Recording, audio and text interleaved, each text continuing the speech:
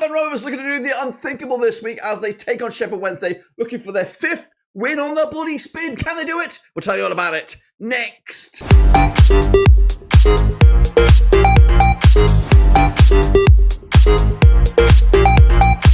That's right, folks, back once again in another match preview. Looking forward to Sheffield Wednesday up against Blackburn Rovers coming at you in about 24 hours. Goodness gracious me, as Hillsborough will be the venue as we try to get one of our bogey sides. That's right, Sheffield Wednesday seem to have the upper hand mentally against Rovers, but can the new John Eustace era get one over? Of course, one of Sheffield's finest. We'll take a look at that, of course, in a minute. If you knew where you've been, smash your subscribe. One-stop shop for Blackburn Rovers, Championship football, world football. We're going to all here under one rooski. That's right, Rovers form is good, but Wednesday under Danny Roll also doing pretty stellar at the moment. Both sides in the top 10. We'll break that down in a minute. Big shout out to the VIPs, the Patreons, and a big shout out to the members. You know who you are. So, let's talk about it then, shall we? Of course, looking forward to this weekend, or this midweek's game. Alright then, folks, here it is, the tail of the tape. It is Wednesday. It is Rovers. It's coming at Hillsborough this coming Tuesday. That's right, the 10th of December. Sheffield Wednesday coming at you with 67% form, just one defeat in those last 6 games. They are 9th in the table, 26 points of the campaign. Rovers, 4 wins on the bout, 67% form for them. They are 6th with 31 points. Now, they played each other 34 times, stretching back to 1993. 12 wins Wednesday, 13 wins Rovers, 9 draws. It is quite even between the two sides. Rovers do have a 5-0 win on their docket. They've actually scored 61 goals against Wednesday in the course of those 34 games, 1.79 goals a game. Wednesday, though, do have a 4-1 win on their record, a 51 goals scored in the 34 games, averaging 1.50 goals a game. Let's take a look at, of course, some of those recent games, and this is the last 6, both at Ewood and at Hillsborough.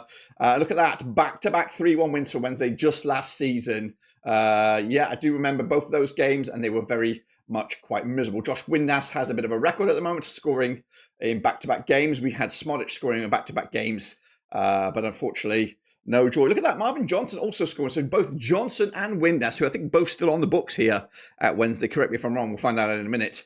Scoring last time around in that 3-1 win. So yes, Rovers' last victory at this venue was a good one. It was a 5-0 win way back in 2020. Look at the goal scorers on that one. Lewis Holtby with a brace. Sam Gallagher even found the back of the net. That's, of course, like a rocking horse shit, that bad boy. A rarity. Cameron Dawson with a big fat OG. Luongo did get sent off, which did help the cause on that. Let's take a look at the last 6, though, at Hillsborough. And it is, as you see, not a great stomping ground for Rovers. In the last 6, we've lost 5 of them. I've only picked up that one win. That one win was a stellar win. That was that 5-0 win just mentioned there. But convincing. It's been one of the good opponents for Sheffield Wednesday. But can we, under this new era, this new mentality, get one over these guys? Well, that's what we're going to find out right here, right now. Let's take a look then at the last 10. Again, green favours the victory of Wednesday. The Reds are Rovers, just 3 wins over the last 10. All venues. There's been just 1 draw between these two sides. That was at Ewood Park back in 2020 on Boxing Day. So not far away from that either. Let's take a look then at the overall big picture. 97 matches played in the course of time.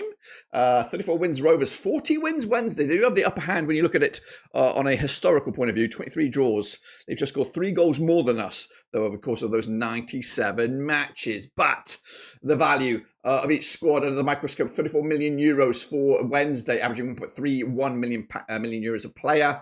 They've got a slightly older squad than us, just 1 more national team player, and they have 14 foreigners compared to our 9. Our value is around about 50 million euro, 1.93 million euros per player. 27 is the average age. And of course, as you look at the coaches under the microscope, a young Danny Roll, just 35 years of age. Of course, 1.46 points per match. He's got a good record against Rovers. He's managed against them twice and won both of them. And he's actually beaten Eustace in that one and only match that Eustace has managed against him. Eustace, though, 10 years his senior, got a 1.50 points per match ratio. Has got an okay record against Wednesday, of course. Just the once against Danny Roll, once under a previous coach there, and as you see, yet to get the better over Danny Roll in his short tenure in the dugout. So let's take a look then at the squads. First and foremost, it is the host, Sheffield Wednesday. James Beadle's about, will be between the sticks. Then we're looking at the likes of Max Lowe, maybe at the back. Liam Palmer will be involved some way. Bernard as well. Yeah, not too sure about how they're going to line up. I'll give you my lineup in a minute. Midfield looks a little bit more interesting with Barry Bannon. He was not involved last time around. Josh Windass, there he is. Marvin Johnson, there he is. And the likes of Nathan Chabalar, Shay Charles, which will be revealed here shortly as the most valuable player on the books. Up top, they got a few decisions to make. Callum Patterson also likes to score against us. Michael Smith up there. Jamal Lowe, a player that we're always linked with. Yeah, some good options up there for Sheffield Wednesday moving forward. This is how I think they'll line up, though. With Beadle between the sticks. We've got Valerie, Bernard, Max Slow in the back three. Gassmer on the right, Johnson on the left, Palmer, Charles in midfield. Josh Windass, Ugbo, Smith up top.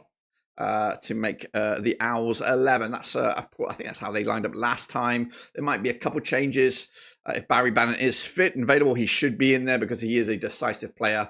So you would imagine a bit of a change up in there. Charles will probably stay. I don't even know how that would they would accommodate him in it. Let's take a look at Rovers then. Again, this is mainly for the Sheffield Wednesday fans that might be watching this one. Pairs, of course, will continue between the sticks. 3 clean sheets on the spin for Ainsley Pairs, looking for a fourth. Danny Bath continues at centre-back duty alongside Dom Hyam. It looks like Scott Wharton and Hayden Carter, whenever they come back. If Scott Wharton's a long-term absentee, Hayden Carter probably in the new year will have to really up their game if they're going to dislodge Danny Bath at the moment. Decisions will be made at left back. Will it be Pickering or will it be Owen Beck? That's right, who was debutised last time around, has been a standout signing for us on loan. Lewis Baker was in the midfield slot alongside Tronstad, but that will probably change as captain. Lewis Travis will come back. The main decision, there's probably one spot up for grabs, and that's the third cog in the 3 supporting attackers. We've had Campbell, Dolan, Hedges last time around. Beck's also been up there. Wyman has been out. So who will get that nod? Dewsbury, of course, came on because Dewsbury came on in the last game towards the back end of it against Hull City. So this is how I'm going with it. It is not much of a surprise here. We've got pairs between 6, Britton, Bath, Hyam, Beck. I don't know about Pickering. He might come in. And if he is fit, do we go? Do we slot Beck in that Hedges role and put Pickering at left back? I don't know. Tronstad, Travis will be those 2 defensive pivots in midfield. Then Dolan, Cantwell, Hedges, Ohashi continues to be the main man up top. So that's, of course, the teams and stuff like that. What about, of course, the star individuals? Well, according to Transfermarkt, these are them. It is Shay Charles, of course, from Sheffield Wednesday on loan from Southampton, who, of course, picked them up from Manchester City back in the day. Tyrese Dolan is the Christmas gift we want. It's the one we've been waiting for and hoping, and we're into extra time on his contract decision because January will be the option where other clubs can start declaring their interest in him because his contract does expire in the summer. There was talk, I believe, or some movement slightly in the favour of a new contract. But this would be the period that you would blow us all off our feet. Now, if you are watching, Tyrone, I don't know, you probably don't watch, but if you are watching, this is from the fans. You know, just turn the clock back to just last year, 12 months ago. Sam Smodic was banging in goals for fun. He knew he had interest out there, and his contract wasn't up. It wasn't up, but he signed a new contract in November. There was no need to sign it, but it of course got him a better salary for the time of the signature. But it also secured him as an asset. It made him the lure of a top end championship club or a Premier League club. They would have to pay some money. They'd have to pay some significant money to acquire his services. So he did do justice there. He did do justice for Blackburn Rovers, and at least gave us a bit of a security blanket moving forward.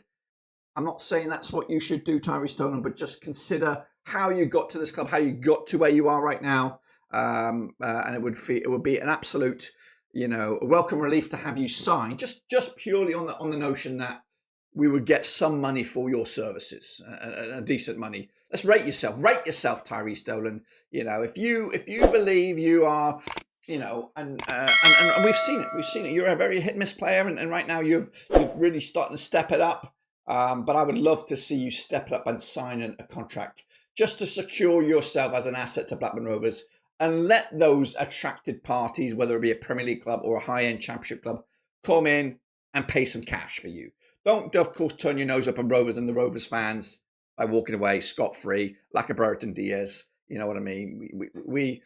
we're a club, we're struggling, and in a lot of terms, it would just be you would elevate your own status if you were to do just that. You would show just how much you are matured since you've been here as well. So I'm just putting that out there. I know it's a bit of a rant, but I'm trying to keep myself cool and calm and composed.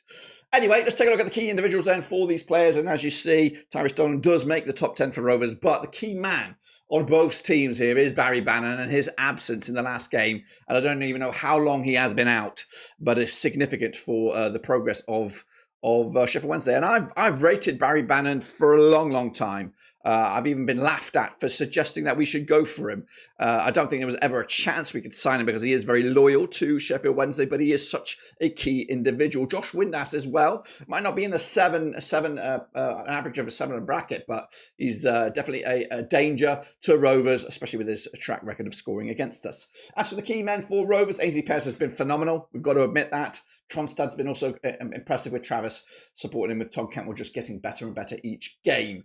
Moving forward, let's take a look at the stats then. Averaging, Sheffield Wednesday squad, they got a 6.82 on average for their players. They have played 19 times, scoring 23 goals in those 19 matches, conceding 28. Rovers are playing one game less, scored one goal less, but conceded 11 goals fewer than their opposition. They're averaging 1.2 goals a game. Our Wednesday is same as us. Moving forward, they've had 2 penalties, 1 scored, 1 missed. Rovers with just the 1 penalty, and it has been finally converted. Average ball possession for Sheffield Wednesday, 45.2% possession for them, keeping up 5 clean sheets throughout the season. Rovers 46.6% possession and an impressive 8 clean sheets for Ainsley Pears. Moving on, just 1 red card for Wednesday. They've got 49.6 duels won per game on average. Rovers 51.4 duels won and 2 red cards thus far. So that's the 10 of the tape. What about, of course, how the goals scored and how the possession is distributed? Let's take a look at it then, shall we? Wednesday, coming at you when in possession, they prefer the right-hand side to the left. And when more often than not, they are in the attacking third than they are in the defensive third. That's, of course, not the same for Rovers. We do prefer the right to the left-hand side when in attack, but more often than not, the ball is in the defensive third than it is in the attacking third. We are a much more of a counter-attacking side at the moment, especially with the last handful of games being either away or up against stiffer opposition. So we've been more on the back foot than the front foot. Meanwhile, of course, take a look at the shots then. Sheffield Wednesday preferring to shoot from the left and the right, and just 10% within of their shots in the 6-yard area. Rovers also preferring the left to the right, but only just. And they have a significantly higher percentage in that 6-yard area, 15% of their shots in that Bradley Dack zone, I'd like to call it, still to this day. Shots received, though, more often than not, the right than the left, and 48% of their shots received are in the 18-yard box. Rovers, more often than not, get the shots from the left-hand side, and they have a whopping 57% of their shots received in the 18-yard area. Let's take a look then as the goals are scored for Sheffield Wednesday. It's the top graphic there. 15 goals scored through open play, 3 set pieces, 2 counter-attacks, 2 own goals, and 1 penalty. Let's move down to this one right here. That's Rovers' goal scoring exploits. 13 through open play, 4 from set pieces, 3 counter-attacks, 1 penalty, and finally we have that big fat OG. The goals conceded, though, 12 through open play, 11 goals conceded by Sheffield Wednesday through set pieces. That is a significant stat. If there's anything I want to highlight to Blackburn Rovers players, it is this set piece vulnerability for Sheffield Wednesday. They've also conceded 3 penalties and 2 counter-attacks. Rovers goes through open play, 11 of them, 4 set pieces, 2 penalties. No counter-attack or OGs thus far. Let's knock on that wood, baby. Let's take a look at that, at the resumes for these 2 clubs. This is, of course, the last 5 games. Sheffield Wednesday on the back of a draw against Preston North End. They did pick up an away win against Derby, also away win against Hull City. But back-to-back draws at home. They also lost to Sheffield Derby, which, of course, is still ringing in their ears. So they haven't won in a while at home. Meanwhile, Rovers, like we said, 4 wins on the spin, 3 clean sheets on the spin, and 3 away wins on the spin. They've been again, not stellar, just the 1-0s all over the place. It's not too shabby. Let's take a look then at the home form against our away form over the last 6.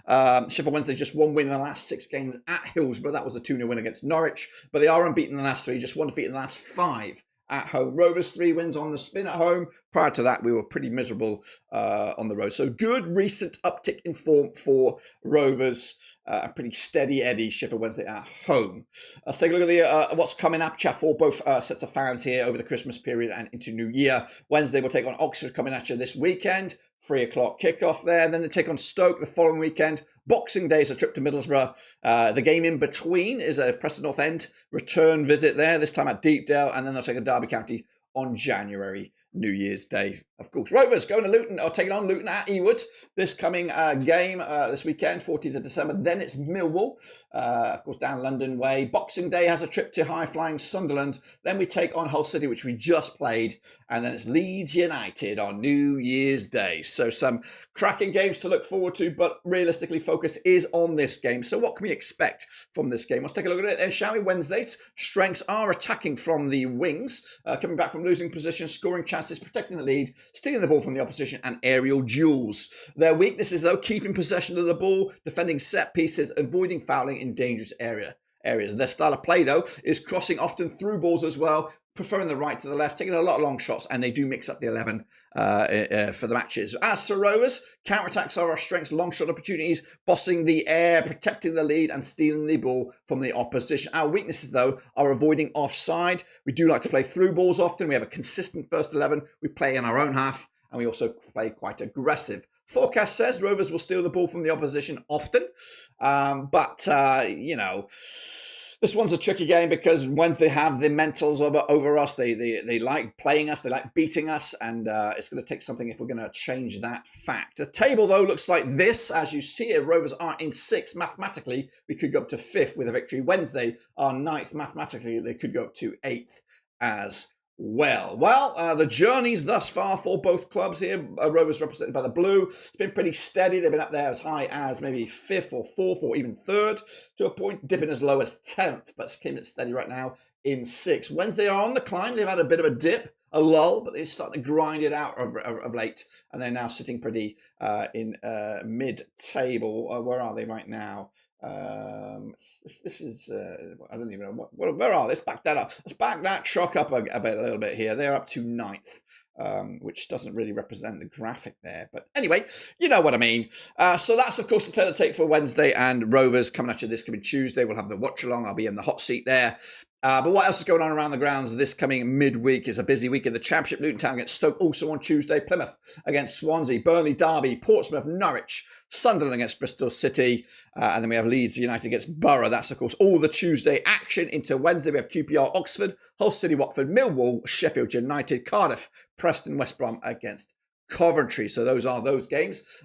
Currently, the top goal scorers looks like this. Borja Saints is your main man, 15 goals thus far. Josh Major up there with 10. Conway's up there in the bronze with 8. As for the key assist men, Tom Fellows is your main man, 7 assists for him. Actually, he's level with Finn Aziz as well. Ben Doak, Zhu Ho with Stoke getting up there with 5. McCree as well. So those are the stats and figures and all that kind of numbers. What you really want to know is what I think will happen in this game. Well, like I said, this is Rovers playing good at the moment. When I say good, they're getting the results done. They're not blowing teams out of the way. They're being consistent. They're being when they have the possession, they're making it count. Sheffield Wednesday, though, at home are going to be a tricky opposition. And definitely, I would say, when you look at the previous game, the game coming up, and this one, this is probably the more difficult of the 3. We've got Luton at Ewood. You know, I think we can get something out of that game. Hull City was tricky. We kind of played them at a good time. If we were to play them this week, I don't think we'll win with the Ruben Sellers coming in. So Sheffield Wednesday is a tricky game. And I will gladly right here, right now, and I know it's boring, I'm going to go with the draw. I would gladly take this, because of our track record against Sheffield Wednesday. It is poor, very, very poor. If we get a win here, we should celebrate it. We should get on a night on the town, if we get a win, because it is huge mentally. These are games we typically lose, whether it is under Eustace last year, John Dal Thomason, Tony Murray. We lose these kind of games. But right now, the feeling with Rovers is we could grind out another 1-0 win here. This is definitely a 1-0 winnable game, but it's also a 4-0 typical loss on the old regime. So let's see how well we can do here against a tricky Sheffield Wednesday side, and a point should be also lauded. I think we should be happy with the point here at Hillsborough, because it's it's just one of those. Just turn the clock back to last season, back-to-back 3-1 wins. And I think we were playing okay at the time when those games were going on, or at least they had some sort of significance behind it. Anyway, that's my take. Make sure you get your own predictions in down below. Let me know your thoughts and opinions. But of course, we are looking up for this game. I'm not sure if we got a vlog on this one, but we'll see. We'll see. But busy week up ahead, Luton Town in the distance. Then, of course, we're recording our podcast next Sunday. But until then, subscribe, smash the like. Catch you later. Until then, we are done.